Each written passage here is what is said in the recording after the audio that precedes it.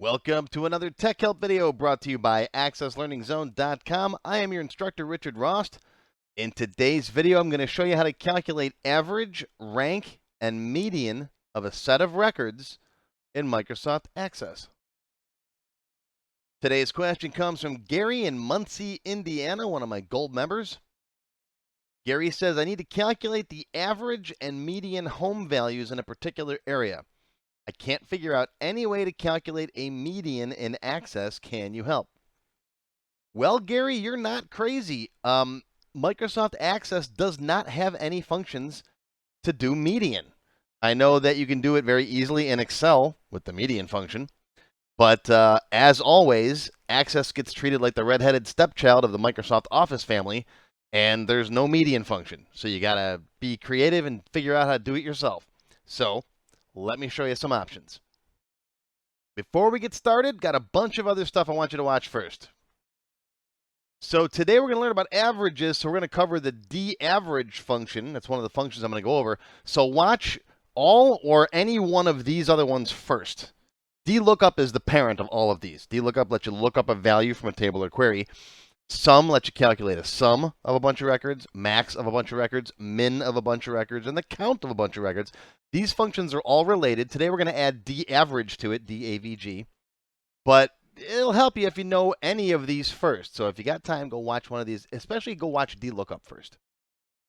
And then if you don't know any of this stuff, I'm going to be doing pretty much all of this in today's class.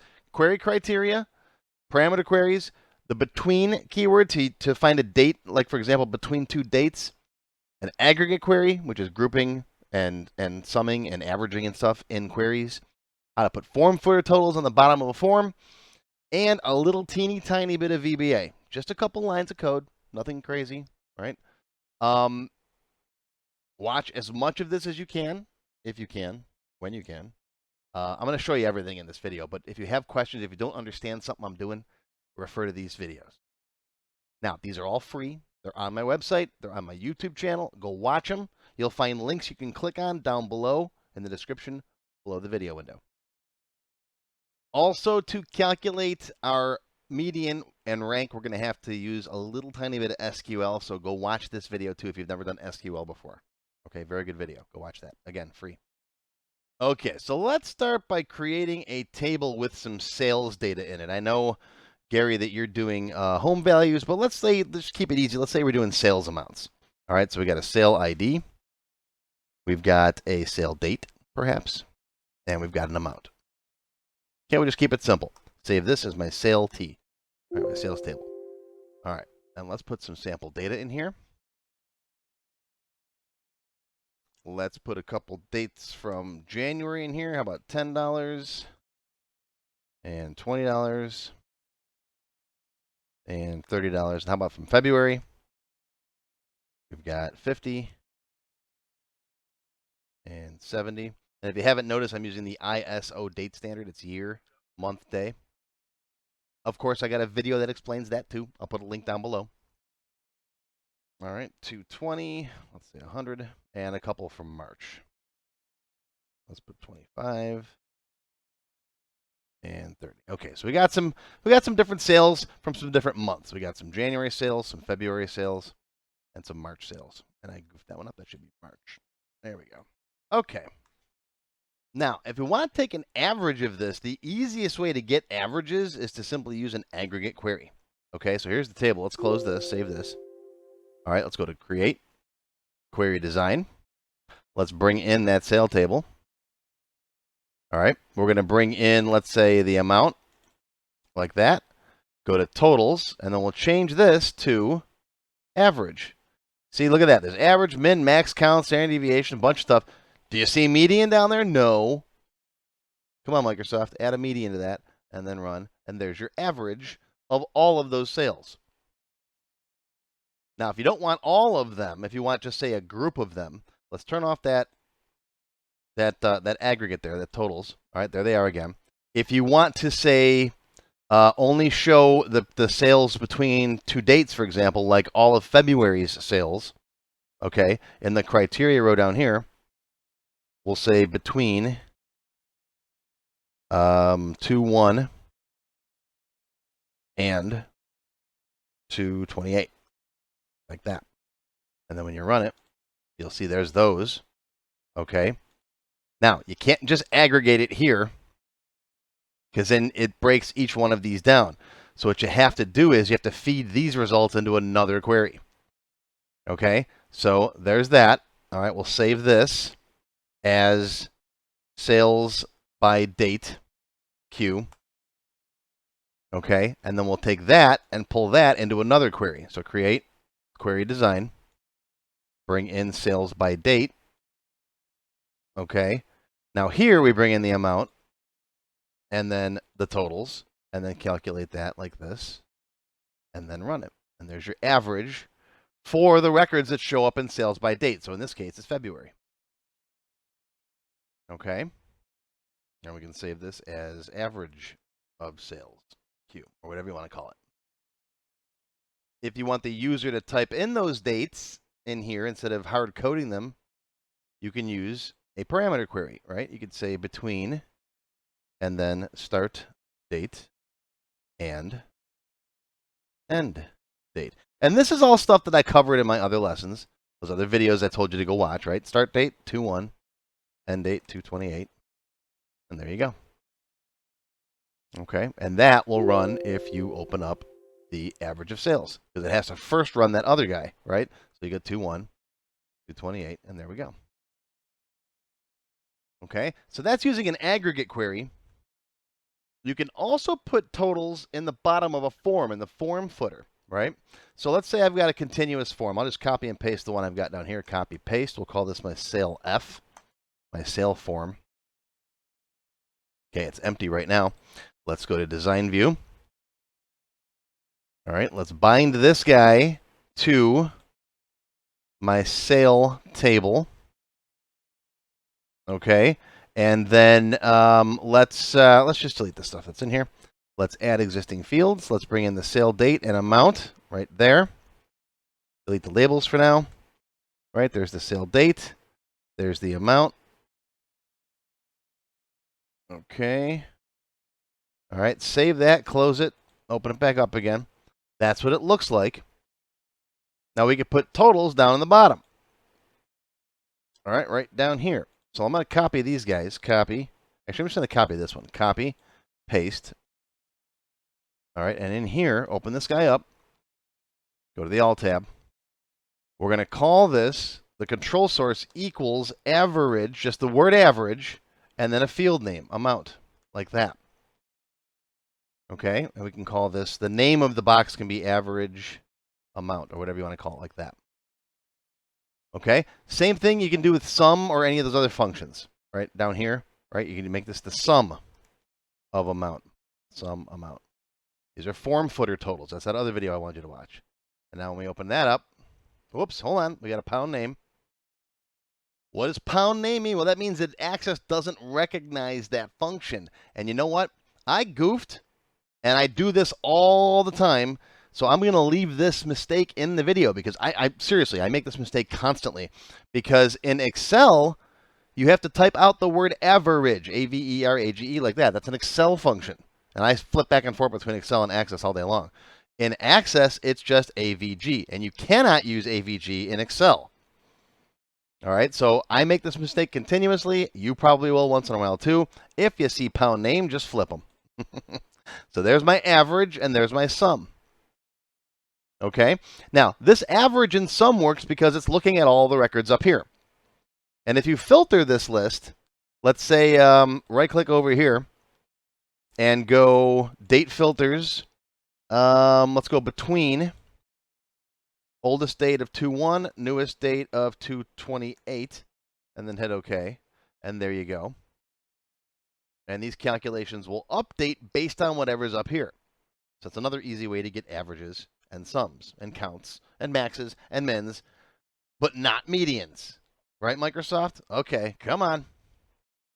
So that's the regular average function. All right, so we've seen how to do it in a query and how to do it in a form footer total. Now there's a way you can do it anywhere you want, even if you're not in a form that has that data, or if you're not in a query that has that data. If you just want to grab a value, okay, let's say you want to put your sales average here on your main menu. Okay? For that, we can use the DAverage function. All right, let's change this guy here to say average sales. All right, so we're going to make this box here have the average sales. So the format's now going to be currency.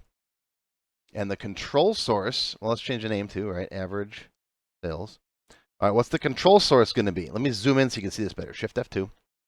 Okay, this is going to be equals DAvg, DAverage. What does the D mean? It means domain. It's like DLOOKUP, DSUM, DCount, DMax. It says you're going to go look this stuff up in a different table or query. And since we don't have a table or query at all in the main menu, it's just going to go out and find it. All right. Versus average by itself, just AVG, you have to be in that set of records, like in a form footer or something like that. Okay, but this says I want you to go and average up the what? Amount field from the sales table. Just give me that average, right? Average all the records up in the sales table. All right, and now if I close that and open up my main menu again, there's my average using the DAverage function. Okay, want to add a criteria to it? Well, you could throw a criterion here just like you would any other of the D functions, right? You could say, let's say sale date is greater than, and then we'll put this inside of the hashtag marks, and then we'll say date minus 365, and that. So in other words, we're going to take 1 year ago, or you could use date add if you want to be specific, but that's usually good enough, right? Hit OK, and now there you go. Okay, or you could put between 2.1 and 228. The reason why I do 2.1 and 228 in this case, be careful because if you use 3.1, you might get March 1st's sales. Watch my between video. I talk all about using between versus using an inequality and why you got to be careful, especially if you got times in your order dates. I got a whole video on that. All right, so that's using a function there. And there's one more way you could do it, and I told you, I said I'd show you a little tiny bit of VBA. All right, let's put it down here in this message box down here. This thing I got right here. This thing I got right here. This is called my status box, and I create this in the blank template video where I show you how I built this template. Go watch it if you get a chance. All right, we're just going to change this to go instead of hello world. But I'm gonna message it in this box here, the status box. All right, so I'm going to right click on this button and go to build event. All right, and that puts me in my VB code builder. Here I am right here. And I'm down here, and I don't want to status that. I'm going to say, give me a currency value called C. Dim C as a currency. Okay. And I'm going to say C equals DAverage. Same thing, right? The amount from the sale T. And you can put criteria on there if you want to. And then I'll say status. Status is my own function that just puts that in that text box. It's right up here. It says status box equals S and new line and status box. Right? And we're going to say average sales is what? C. And if you want to format that as a currency, you can, right? Format C as currency, like that. Okay. Let's see what that looks like. I click the button. Boop, and there you go. Okay. So that's 4 different ways to do average. Lots of different ways. You can do it in a query. You can do it in a form footer total or a report footer total. They work the same way. You can do it with the DAverage function as a control source and a text box, or you can throw it in your VBA code. Okay? All right, so that's average. You're good with average, right? Everybody good? You're good. All right? So what about median? Again, median is not given any love by Microsoft. You can't do median by yourself in Access. Now, there's 2 ways we can do median. One is the kind of sort of easier way that I'm going to show you, and it takes just a couple minutes to implement. It's not perfect, but it works. And I say it's not perfect because if your need for a median is scientific or financial and you have to have exact figures, this won't always work for you. But if you just need a rough kind of number, you got 5,000 houses in here, you got to find roughly what the median value is, or you got a whole bunch of people, roughly what is my median, it's good enough. It's good enough for the okay average usage. Again, if you need a scientific number, I'm going to show you how to write a function that gets you the exact scientific median in the extended cut. It's going to require a lot of VBA, but we're going to cover it. But for the rest of us who just kind of wants to sort of see a median maybe, okay, then this will work. And the reason why I say it's kind of sort of maybe and that it's not exact is because with a median, if you have an odd number of items, you have a median, right? You have one in the middle. If you have an even number of items, then you have to take the two in the middle and average them. So this is not going to do that. So it's just going to give you one of those two numbers in the middle. And if you have a very large set of data, it's fine. But again, it's not exact, it's not scientific. But let me show you how it works. And then again, if you need a super serious median function, then we are going to put one together in the extended cut for the members. Okay, but what I'm going to show you right now is good enough for most instances. Okay, so let's create a new query. And bring in the sales table. Okay, bring in your list of items. And let's sort this list ascending. All right, there's our list right there. And in fact, just to keep this simple, we're going to change these values. 1, 2, 3, 4, 5, 6, 7, 8, 9. We got 9 items. We got an odd number. So our median should be number 5. Okay. Now, in order to give these guys, to figure out the median, we have to assign each one of these guys a rank. All right. What number 1 through 9 do these guys fit? Okay. And here's how you do that, and it involves a little SQL. All right. And I'm going to zoom in for you. We're going to be right here. We're going to create a calculated field. Shift F2, zoom in. All right. The rank of each item is going to be, it's select count star from sale T as S1, where S1.amount is less than sale T dot amount. Okay, let me explain what all that means. In a basic select statement, you've got select a field or some fields from a table where some condition, right? Okay. Here we have to compare the sales table to itself. I basically want to see how many items in this sale table are less than the current item's value. So what we're doing is we're aliasing sale T as S1. So now we basically essentially in memory got two tables going on. We have S1 and we have sale T. Okay.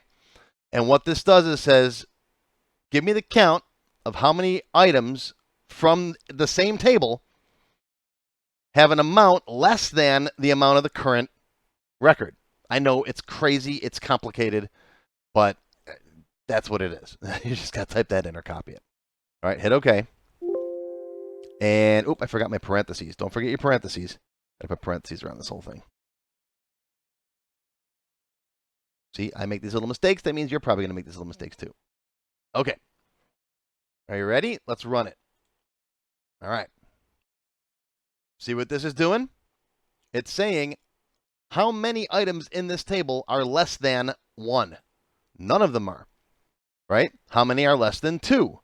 1 of them. How many are less than 3? And so on. So it gives us a rank now. Okay? And if you have a couple of items that are the same, this record set's not updatable. Okay, so let's save this. I'll save this as my rank queue. Yeah, as soon as you put this calculation in there, this no longer becomes updatable. I got a whole video on why stuff is not updatable. Go watch that too. But we can go back to the sales table and make changes. I just want to show you that if you've got like, if you got a couple of $5 items, for example, okay, you'll get 0, 1, 2, 3, 4, 4, 4, 4, because you got 4 items tied for 4th place, and then an 8. Okay, so again, why this isn't super scientific, but it works most of the time. All right, let's put those values back the way they were. 1, 2, let's go 3, 4, 5, 6, 7, 8, 9. Save that. Okay, there we go. There's our rank. Now, since this is going to be an integer, a whole number, starting at 0 and counting up, to find the median, basically what I have to do is say, give me the highest value of that and divide it by 2. There's your median. Now, again, this is why it's not super scientific, because if I have an even number, it's going to be just one of them. And it may or may not be exactly correct. But it's close enough, right? So how do we do that? Well, let's leave rank Q as it is. Let's copy and paste that. Copy, paste. Copy, paste. And we'll call this my median Q. All right, and then the median Q, all we have to do is come down here in the criteria and put another crazy function. Are you ready for it? Shift F2 to zoom in. It's going to be int of select count star from sale T divided by 2. Okay? In other words, select the count from the sale T and then divide it by 2. The count of records in this case is 8, and then divide that number by 2. And that will give you the median record. All right? Save it and run it. There you go. Your rank 4 is the median record of $5. See that? And if we change the data around a little bit, let's say we add another one in here, 10. So now we have an odd number of items, right? Or excuse me, we have an even number now, 1 through 10. Okay. There's our rank. And there's our median. Again, close enough. You're going to get one of the two middle items, usually the larger one. Okay. Now, I know some of these functions seem kind of crazy. I spent a lot more time explaining them in my Access Expert Level 32 class. This is a bit more on the expert side. Right? This is a pretty crazy function. And I'll be honest with you, folks. I don't remember this function by heart. Okay, it's not stored in my encyclopedic brain, which I remember lots of crazy stuff. I could write record sets and all kinds of crazy things, but I don't remember this function.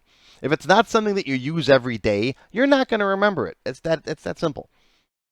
Okay, but I do know where to find it. It's in Access Expert Level 32, and I searched for median in my little search box on my website, and I remembered I covered it in this class. So I went and looked it up, and I actually watched my old video from a few years ago to refresh my brain as to how to do this, because a lot of you have been asking me how to calculate medians. So in this video, I spent a lot more time calculating rank, median, and mode if you need to learn mode. That's a whole different ball of beans. Okay. So now, like I said, this function will get you through. It'll get you by. Right? If you don't need something super scientific, if you're not basing someone's mortgage on it, right? If it's just a rough median, that's great. If you need an exact median function, I will build that in the extended cut for the members. Silver members and up get access to all of my extended cut videos. There's lots of them, 200 and some now. And gold members get access to download these databases that I build, and you get the code vault, where this DMedian function will shortly be in the code vault. And you can pick through all the stuff that's in. There's tons of stuff in there with links to most of the videos where I create these functions. So membership, it's cheap, it's worth it. And I hope you learned something, and we'll see you next time. How do you become a member? Click on the join button below the video. After you click the join button, you'll see a list of all the different membership levels that are available, each with its own special perks. Silver members and up will get access to all of my extended cut tech help videos, one free beginner class each month, and more. Gold members get access to download all of the sample databases that I build in my tech help videos, plus my code vault, where I keep tons of different functions that I use. You'll also get a higher priority if you decide to submit any tech help questions to me, and you'll get one free expert class each month after you finish the beginner series. Platinum members get all the previous perks, plus even higher priority for tech help questions, access to all of my full beginner courses for every subject, and one free developer class each month after you finish the expert classes. These are the full-length courses found on my website, not just for Access, too. I also teach Word, Excel, Visual Basic, and lots more. You can now become a Diamond sponsor and have your name or company name listed on a sponsors page that will be shown in each video as long as you're a sponsor. You'll get a shout-out in the video and a link to your website or product in the text below the video and on my website. But don't worry, these free tech help videos are going to keep coming. As long as you keep watching them, I'll keep making more, and they'll always be free. If you enjoyed this video, please give me a thumbs up and post any comments you may have. I do try to read and answer all of them as soon as I can. Make sure you subscribe to my channel, which is completely free, and click on the bell icon to select all to receive notifications when new videos are posted. Make sure you click the Show More link down below the video to find additional resources and links. You'll see a list of other videos, additional information related to the current topic, free lessons, and lots more. YouTube no longer sends out email notifications when new videos are posted, so if you'd like to get an email every time I post a video, click on the link to join my mailing list. Even if you don't want to become a member, feel free to donate to my tip jar. Your patronage is greatly appreciated and will help keep these free videos coming. I got puppies to feed. Now, if you have not yet tried my free Access Level 1 course, check it out now. It covers all the basics of Microsoft Access. It's over 4 hours long, and I just updated it for 2021. You can find it on my website or on my YouTube channel. I'll include a link below that you can click on. And also, if you like Level 1, Level 2 is just $1. Yep, that's all, $1, and it's free for all members of my YouTube channel at any level, even supporters. Want to have your question answered in a video just like this one? Visit my tech help page on my website. You can send me your question there. While you're on my site, feel free to stop by the Access Forum. Lots of good conversations happening there. Be sure to follow my blog, find me on Twitter, and of course, YouTube. Once again, my name is Richard Ross. Thank you for watching this Tech Help video brought to you by AccessLearningZone.com. I hope you enjoyed this video and that you learned something today. I'll see you again soon.